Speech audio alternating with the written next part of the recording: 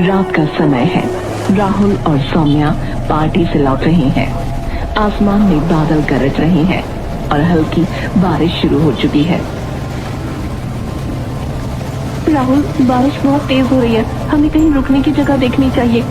हाँ सौम्या, आगे कोई गांव दिखाई दे रहा है, वहाँ चलते हैं, शायद रुकने की जगह मिल जाए। राहुल बाइक गांव की तरफ मोड़ता है। बारिश और तेज हो जाती है। अचानक उनकी बाइक एक पुरानी चर्च के सामने बंद हो जाती है। चर्च का माहौल डरावना है। पुराने गेट पर जंग लगी हुई है। अंदर की मध्यम रोशनी माहौल को और रहस्यमयी बना रही है। गेट पर एक नन खड़ी है। उसकी आंखें स्थिर और ठंडी हैं। राहुल और सौम्या उसे देखकर ठिठक जाती हैं। राहुल, ये कौन है? रात के इस समय यहाँ नन? नन उन दोनों को घूरते हुए बोलती है, बारिश हो रही है, अगर चाहो तो अंदर आकर रुक सकते हो। रात बिताने के लिए चर्च एक सुरक्षित जगह है। सौम्या तुरंत पीछे हट जाती है। उसकी आवाज में डर है। राहुल, मुझे ये जगह ठीक नहीं लग रही, चलो ना कहीं और चलते हैं। सौम्या, इतनी तेज बारिश में कहाँ जाएंगे? रात यहीं रुक जाते ना, सुबह होते निकल जाएंगे। सौम्या अनमने ढंग से राहुल की बात मान लेती है।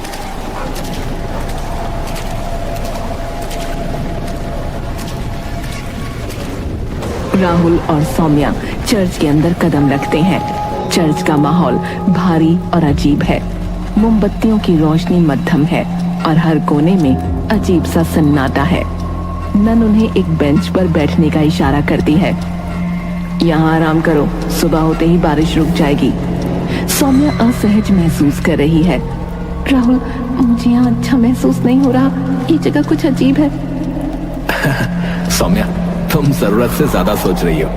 ये सिर्फ एक पुराना चर्च है यार, आराम करो, सुबह होते ही हम यहाँ से चले जाएंगे ना। सौम्या सहम कर बैठ जाती है। तभी चर्च के कोने से किसी के फुसफुसाने की आवाज आती है। सौम्या चौंक कर आवाज की तरफ देखती है। राहुल, तुमने ये आवाज सुनी? कौन सी आवाज?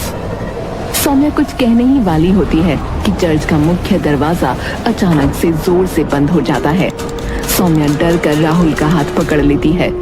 अचानक चर्च का दरवाजा खुद ब खुद खुल जाता है। तेज हवा का झोंका उनकी तरफ आता है। माहौल और डरावना हो जाता है। राहुल, ये सब क्या हो रहा है? हमें यहाँ से भागना होगा। सौम्या, तुम सही कह रही थी, हमें यहाँ रुकना ही नहीं चाहिए था। उनकी बात खत्म होने से पहले नन का रूप बदलने लगता है। उसके बाल लंबे और बिखरे हुए हो जाते हैं। उसकी आंखों की पुतलियां सफेद हो जाती हैं और चेहरा भयानक दिखने लगता है। सौम्या डर कर पीछे हटती है। तुमने मेरी हदें पार कर ली, अब तुम दोनों यहाँ से जिंदा नहीं जाओगे। वो दानवी आवाज में हंसने लगती है और छिपकली की तरह दीवार पर चढ़ जाती है। राहुल और सौम्या बुरी तरह घबराए हुए हैं। नन दीवार से छलांग लगाकर सौम्या पर झपटती है। सौम्या की दर्दनाक चीख चर्च में गूंजती है। सौम्या, नहीं!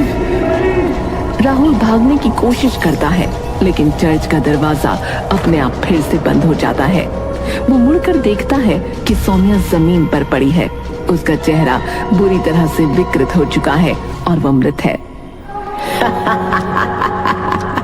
अब तुम्हारी बारी है, कोई भी यहाँ से जिंदा वापस नहीं जाता। नन राहुल की तरफ बढ़ती है। राहुल डर के मारे चीखते हुए पीछे हटता है।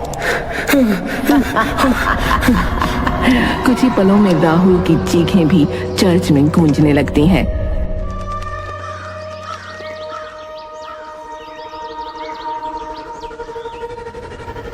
अगली सुबह चर्च के बाहर 2 लाशें पड़ी हैं। उनकी हालत बेहद खराब है। इंस्पेक्टर डेविड और पुलिस की टीम वहां पहुंचती है। क्या हुआ होगा? इनकी हालत देखो। वो अपने सहयोगी से बात करता है। सर, ये राहुल और सौम्या ऊटी के रहने वाले, बारिश की वजह से शायद ये लोग इस चर्च तक आ गए होंगे। तभी एक जीप वहां रुकती है। जीप का ड्राइवर डरा हुआ है और चर्च की तरफ देखते हुए इंस्पेक्टर से कहता है, सर, ऐसा पहली बार नहीं हुआ है। इस चर्च के पास रात के समय कोई रुकता नहीं है। जो भी यहाँ आता है वो जो है वो वापस नहीं लौटता है। तुम कहना क्या चाहते हो? कहते हैं सर कि इस चर्च में एक शापित नन रहती है। वो रात में अपने शिकार की तलाश में रहती है। लोग डर के मारे इस गांव की तरफ भी नहीं आते। इंस्पेक्टर डेविड कुछ नहीं कहता और वहां से चला जाता है। कुछ देर बाद राहुल और सौम्या की लाशें उनके परिवार वालों को सौंप दी जाती हैं। गांव का माहौल रहस्यमयी और डरावना बना रहता है।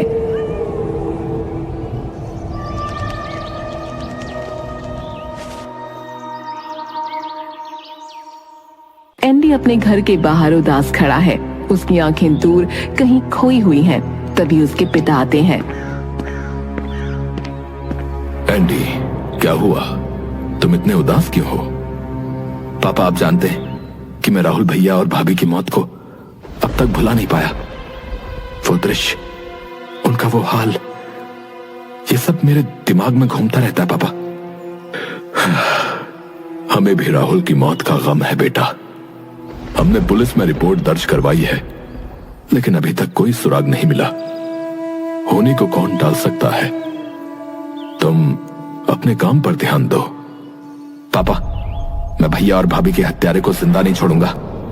मैं खुद उस चर्च तक जाऊंगा और पता लगाऊंगा कि आखिर उनके साथ हुआ क्या था। पिता उसकी बात सुनकर परेशान हो जाते हैं। मैं पहले ही अपना बड़ा बेटा खो चुका हूं एंडी। मैं तुम्हें खोना नहीं चाहता बेटा। इतना कहकर पिता वहां से चले जाते हैं। एंडी का चेहरा कठोर और दृढ़ हो जाता है। वो अपने दोस्तों की मदद लेने का फैसला करता है।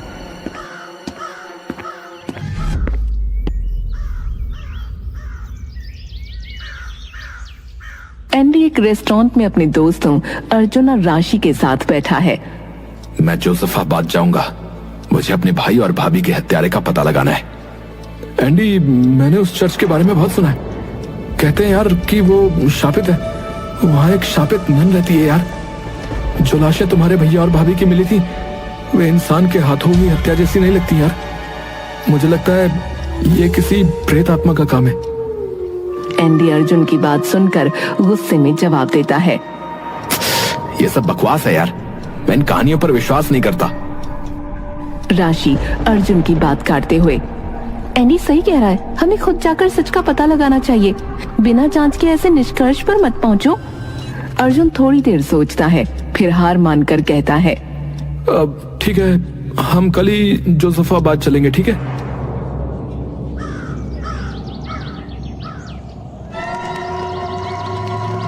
अगले दिन एंडी, अर्जुन और राशि जोसेफाबाद पहुंचते हैं। वो एक पुराने गेस्ट हाउस में रुकते हैं।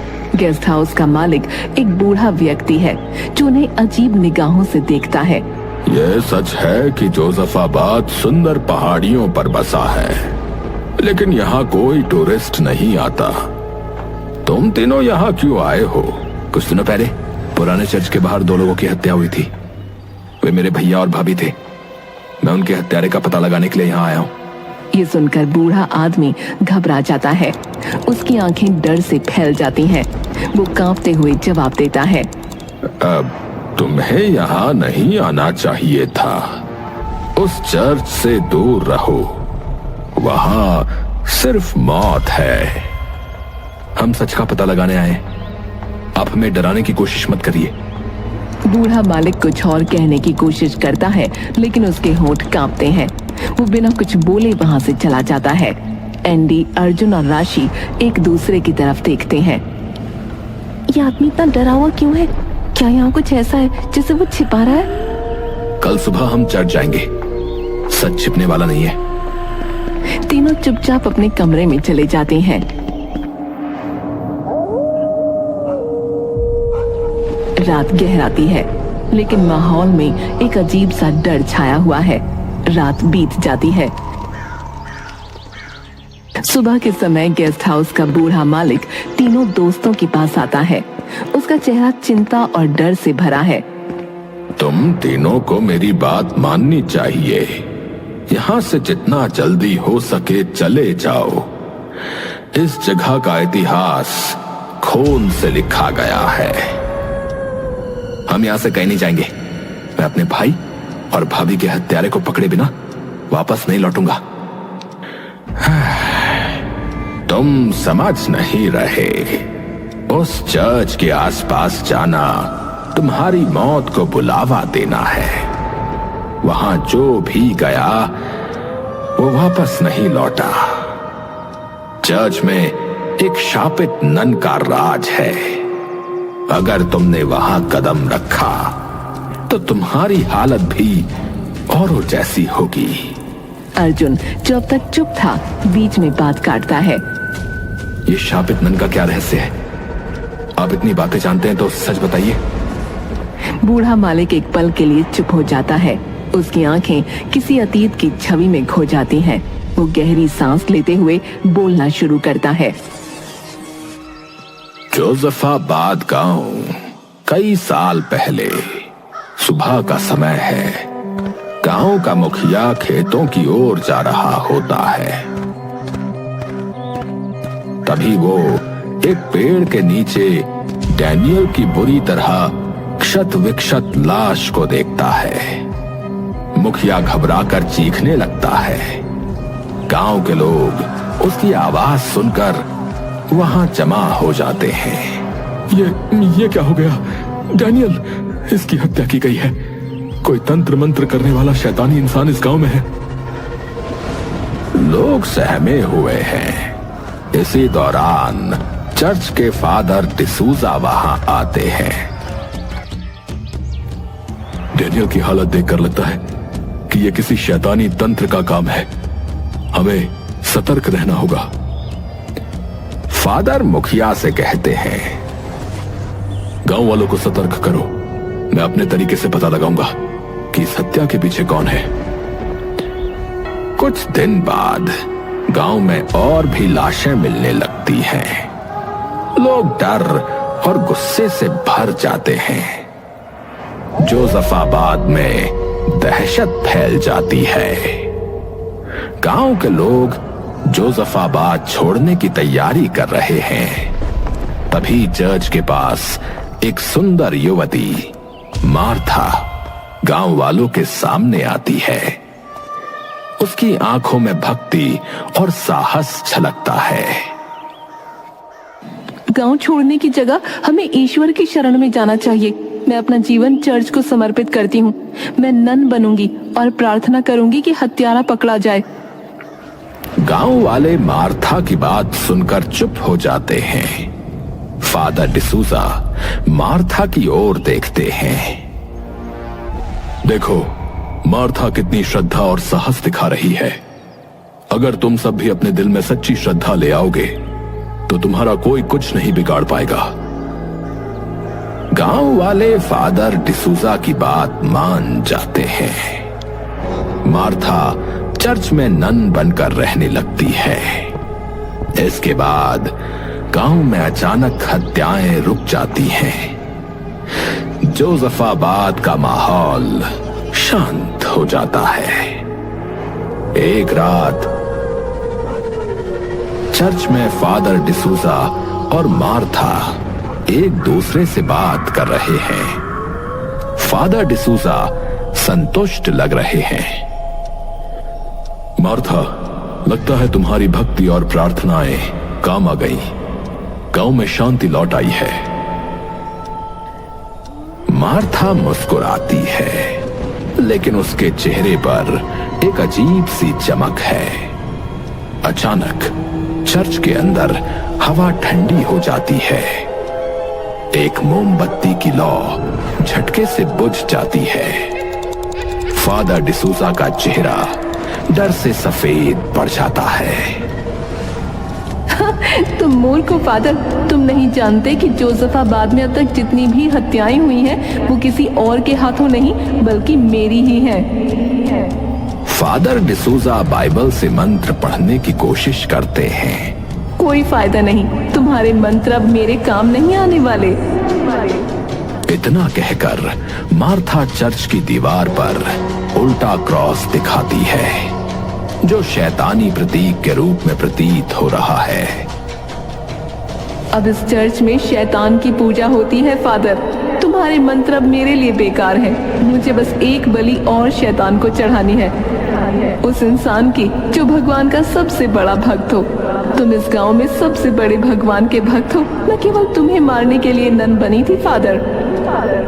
मार्था का चेहरा पूरी तरह से बदल जाता है।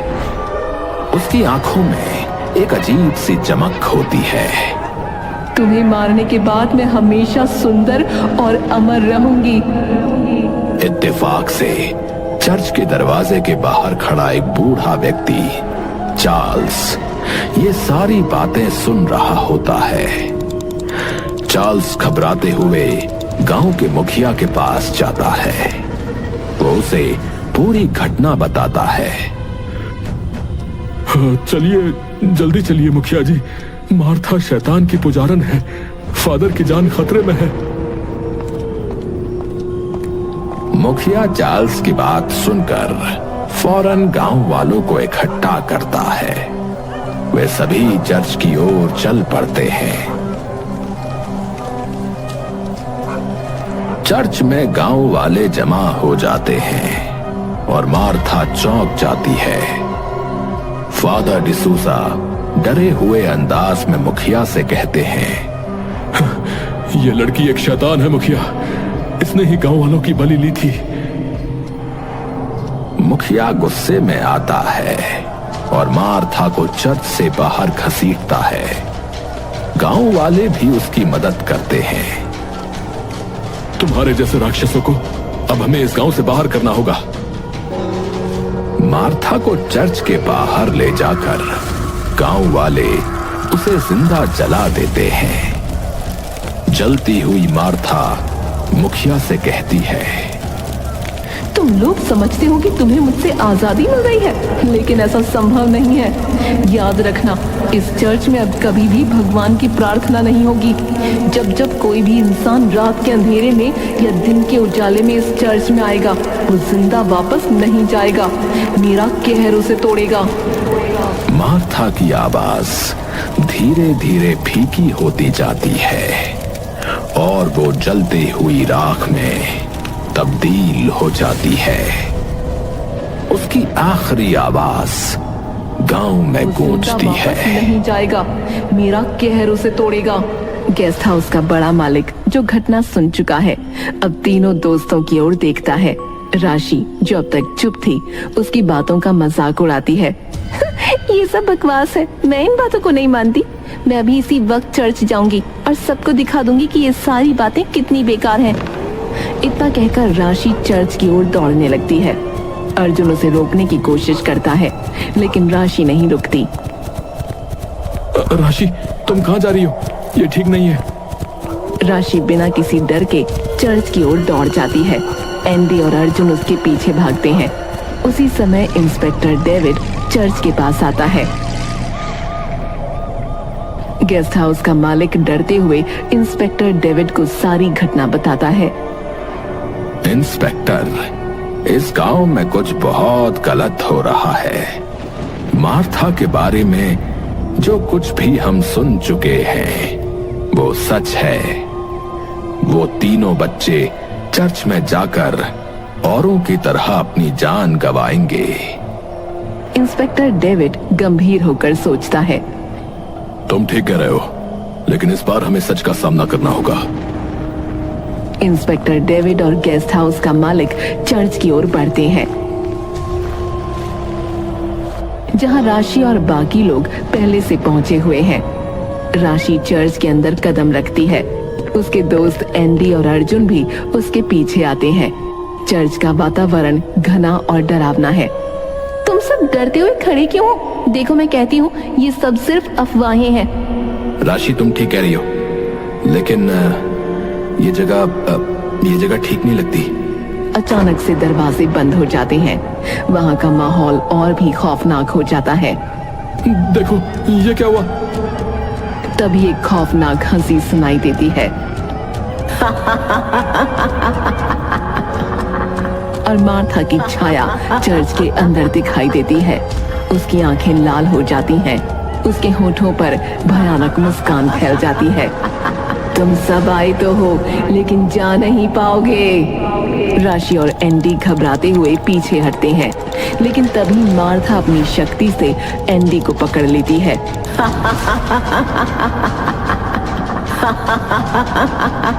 नहीं नहीं नहीं, मुझे छोड़ दो, मुझे छोड़ दो।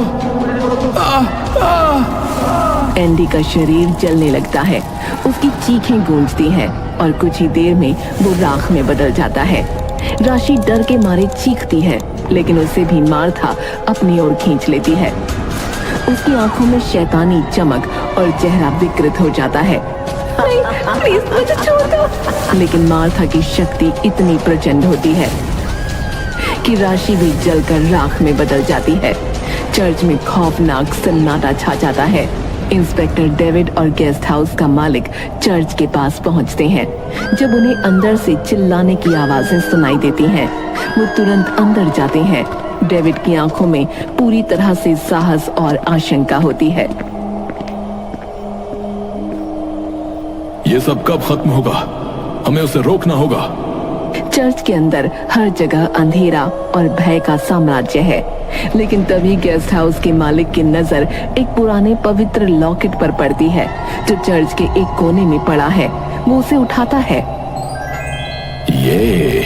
ये वही लॉकेट है जो एक समय चर्च के फादर डिसूजा के पास था। अचानक मार्था की छाया उनके सामने आ जाती है और उसकी हंसी गूंजने लगती है। वो अपनी शैतानी शक्ति से चर्च को हिला देती है। तुम सब क्या करोगे? तुम्हारे पास जो कुछ भी है वो मेरे सामने बेकार है। मैं इसे खत्म करूंगा। ये जगह अब किसी शैतानी ताकत से नहीं डरने वाली। डेविड गेस्ट हाउस के मालिक से पवित्र लॉकेट को लेकर मार्था की ओर बढ़ता है। जैसे ही वो लॉकेट को अपनी हथेली में पकड़ता है, लॉकेट की पवित्र ऊर्जा मार्था को आक्रमण करती है। नहीं, ये क्या हो रहा है? मार्था की शक्ति कमजोर पड़ने लगती है और उसके शरीर में अजीब सा दर्द होने लगता है। वो बुरी तरह चिल्लाती है। गेस्ट हाउस का मालिक एक तेज प्रार्थना का जाप करता है और पवित्र लॉकेट की शक्ति से मार्था का शरीर जलने लगता है। ये वही शक्ति है जो उसे शापित करती है और उसी शक्ति से उसकी हार होगी। मार्था की हंसी धीमी पड़ने लगती है और उसकी शक्ति समाप्त हो जाती है। वो जलकर राख में बदलने लगती है और चर्च में शांति छा जाती है। मार्था के खत्म होने के बाद चर्च में अजीब सी शांति छा जाती है। इंस्पेक्टर डेविड और गेस्ट हाउस का मालिक चर्च से बाहर निकलने की कोशिश करते हैं। तभी उन्हें चर्च के कोने में अर्जुन का अर्ध मूर्छित शरीर दिखाई देता है। अर्जुन दीवार के पास बैठा हुआ कमजोर हालत में दिखता है। अर्जुन, तुम ठीक हो? मैं ठीक हूँ, लेकिन मैंने राशि और एंडी को मरते हुए देखा। मैं उनकी मदद नहीं कर सका। गेस्ट हाउस का मालिक अर्जुन की मदद करता है और उसे सहारा देकर खड़ा करता है। अर्जुन के चेहरे पर दर्द और अपराध बोध साफ झलकता है। तुमने जो देखा वो बहुत भयावह था, लेकिन ये तुम्हारी गलती नहीं है। हमने मार्था को खत्म कर दिया है। अब इस जगह का आतंक खत्म हो गया है। अर्जुन चर्च के अंदर चारों ओर देखता है। वहां अब केवल राख और शांत अंधेरा बचा है। उसकी आंखों में गहरी उदासी और थकावट दिखती है। काश मैं उन्हें बचा सकता। इंस्पेक्टर डेविड अर्जुन के कंधे पर हाथ रखता है और सांत्वना देता है। कभी कभी कुछ चीजें हमारी शक्ति से बाहर होती हैं। तुमने जो भी किया वो अपनी हिम्मत से किया। अब इस जगह को छोड़ने का समय है।